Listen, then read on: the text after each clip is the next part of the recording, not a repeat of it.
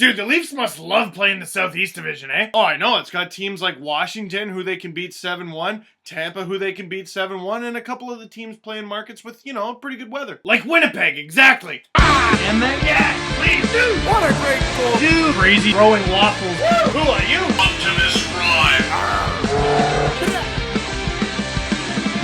Leafs win 7-1 for the second time in 3 games, this time over the Tampa Bay Lightning. And this would have been the score I would have imagined if the Leafs actually did get Stamkos this past summer. But anyway, there's no time to get into that. We got to talk about the goals, so let's get right into it. And dude, we got video for this first goal. Do you want to say what happened? Yeah. Okay, so the puck goes behind the net. All right, there it is behind the net. This guy falls down, but he passes it anyway to Jake Gardiner, and he shoots. Wait, who tipped that puck? Steve, who tipped that? Put down the sword! No! What sword? No one can see. I don't have the... Stop it! I'm retiring! Oh, come on, I need you, though. There's only like 6 more goals. MacArthur, in his first game back after an injury, makes his presence felt in the first minute, pulls out Excalibur, 1-0 Leafs. Speaking of Excalibur and things that are normally in my video, have you noticed that the Potvin picture hasn't been there? That's because it played the role of my alarm clock one morning and fell on my head. I'll hang it back up soon. You didn't mean it, Felix. I know you didn't. Tampa on the power play, though, a little later in the period. Vincent Lecavalier blasts it. It squeaks by Gustafsson, and it's tied. And Kemi from the Pension Plan Puppets tweeted it last night, and I'm going to go with him. I'm not really sure that's a weak goal. I don't know about a strong goal, but I have a hard time being like, Gustafsson. Seems to be our instinct to go, oh, that was someone's fault, but maybe it was just a good play by Tampa. Luckily, we don't have to argue about it because that's the last Tampa goal. Leafs get 2 power play goals of their own before the end of the first. Don't have video of every goal, but I wanted video of this one. Look at it. Tim Connolly, perfect tip, yes. 3 points in this one give Connolly 10 points in 10 games. Please stay healthy. Last minute of the first, Tyler Bozak bangs in a power play goal of his own, assisted by Kessel and Connolly, 3-1 Leafs after 1. For Kessel's league-leading 30th point. Not really much going on in the second until dying minutes.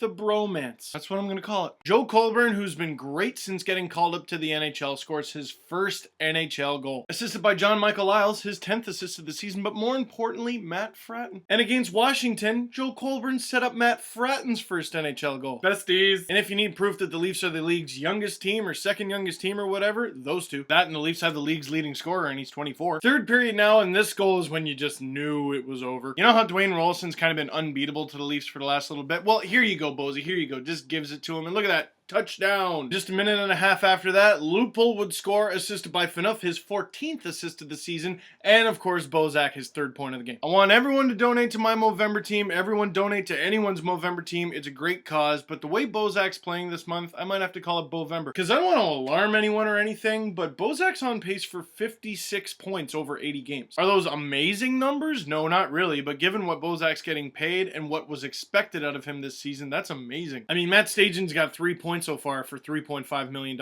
I just shouldn't have said that. I feel bad. I mean, he's not a Leaf anymore, but he wasn't a jerk about it. He got traded away. Leafs' last goal and his 3rd of the season, Joey Crabbe bangs one in to make it 7-1 Leafs. Assisted by Fratton and Gardner, another pair of Leaf rookies. And I'm not sure who it was, but someone pointed out on Twitter that Joey Crabbe now has more goals than Kuhlman. And your first instinct is just to go, ugh. But I will not. 1, because they won 7-1, so I'm not going to be all negative Nancy about it. 2, I'm fine with Kuhlman's production dropping if he's doing other things. I mean, given all the injuries, you'd like Kuhlman to score more and be a little more productive offensively, but if he's still being productive in other ways, that's fine. I've said this before, but a couple years ago, he was put on a line with another slumping winger in Lee Stempniak, and Ron Wilson must have said, you two stop scoring and just focus on D. And for a little stretch there, both were really good. And then when Kuhlman got promoted to a much more offensive role on the top line, he's like, all right, beast mode, let's do this. The good old Kessel, Bozak, Kuhlman line from back in the day. And lost in this performance, Jonas Gustafsson stopping 27 of 28 shots. So unless I'm missing something, Gustafsson has stopped 67 of the last 69 shots he's faced. And on top of that, for once, the Leafs are giving Gustafsson some goal support. In fact, probably a bit too much. Just, spread it out a little bit. And with that, by the way, James Reimer has finally spoken to the media. It looks like he's going to be good to go really soon.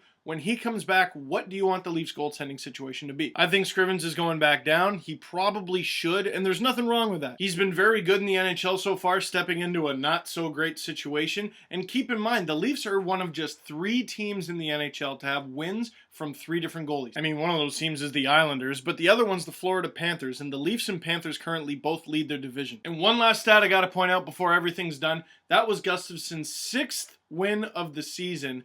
Last season, that's all he had. Given all the health problems, the personal crap, everything that has happened to Jonas Gustafsson since coming to the Leafs, you gotta root for him. And it looks like he's starting to turn it around a bit, and if he can achieve some of the potential that he showed in his rookie season, that's a good tandem. We got a long ways to go yet, so we'll see. Now that the video's done, I need you to do 3 things for me. 1, add me to Twitter, Tumblr, Facebook, Google+, and Flargen. It's the new social network I invented just now. 2, please donate to my Bovember team, even though my Mo sucks. Any amount of money counts, even if it's $1, and I promise to sweeten the pot if you donate. Put it this way, you might be entered into a chance to get some stuff. And 3, it's November 23rd, which means it's Colby Armstrong's birthday, so wish him a happy birthday on Twitter, @ArmDog. Peace.